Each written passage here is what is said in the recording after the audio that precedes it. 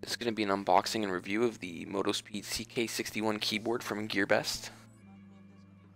Opening the box, you can see you have a USB-A to Type-C connector. It's also braided, which is nice. Taking the rest of the items out of the box, you have a keycap puller. Move the box. You have some documentation, manuals, and warranty information. Getting to the actual keyboard now. It comes packaged nicely in these styrofoam things and a styrofoam sleeve. This is a 60% keyboard, so it is a little small. On the top you have the Type-C connector. On the back it says Motospeed CK61. If you'll notice, there is no elevated feet, so it's just flat no matter what, though it is raised a little bit on an angle for ergonomic typing experience, which I'll show you later.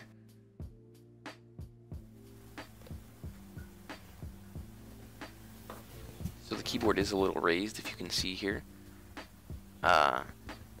It does just go up on an angle, and all the rows of the keys are slightly higher than the other ones.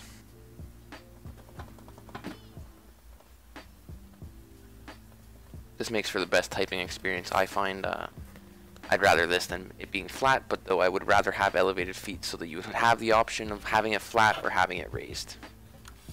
But at this price, I think it's pretty good.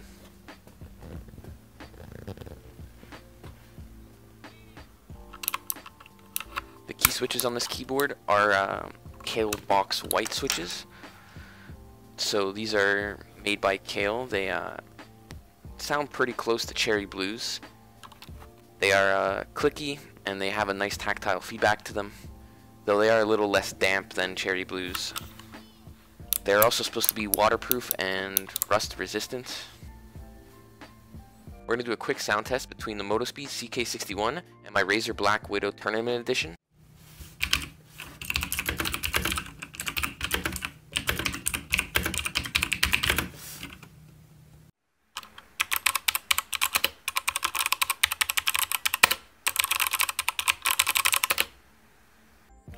I want to talk a few things that I don't like about the keyboard. So this being a 60% mechanical keyboard, meaning you're going to lose a few keys.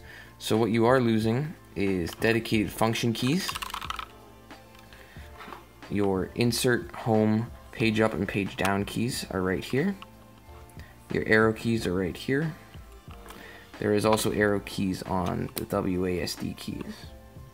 So the way these work is you actually have to toggle them. So if you see up here, you have 1, 2, 3, and 4.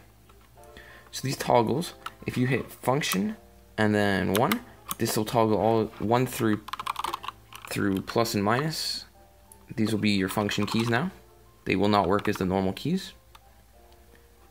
If you hit function 2, this will enable your insert, home, page up, and page down keys, and delete an end. If you hit function plus 3, this will enable your arrow keys down here for Alt, the page file key, Control, and your question mark. These keys will turn into arrow keys. If you hit 4, then the WASD keys become your arrow keys, and they are not WASD any longer. So while this takes a little bit of getting used to, it is possible to get used to, and maybe some people will like it. Personally, I'm not the biggest fan.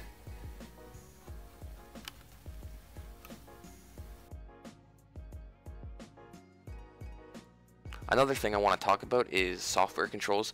So there is a piece of software and a driver for the keyboard. However, when I tried to use it, it didn't seem to apply any of the effects to my keyboard. It does look pretty comprehensive. It lets you change the lighting, lets you add macros. There is also profiles so that you can switch between them easily. However, this is all nice, but none of them actually worked. So that's that. But at this price point, again, what can you really expect?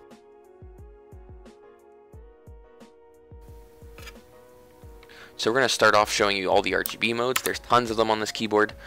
All the RGB modes can be changed different colors. So here, if you see how it's red, you can change that to whatever color you'd like, or RGB as well.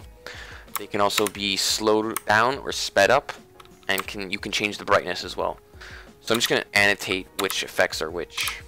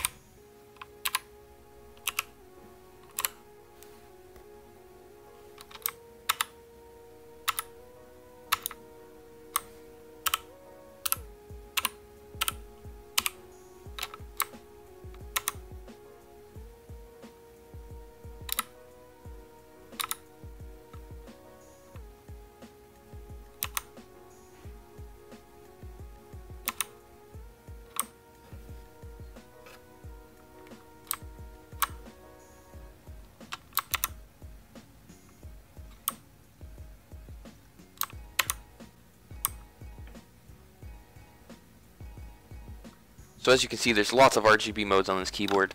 Honestly, too many to use. I typically just keep mine in rainbow mode. So this is me adjusting the brightness. As you can see, it has 4 or 5 levels of adjustment. You can also slow or speed up the effect.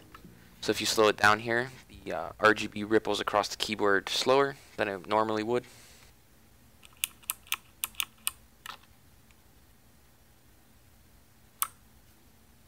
Overall, I think this keyboard's actually great for anyone looking for a budget mechanical keyboard. This currently sells for $70 on Gearbest Canadian, so that's pretty cheap.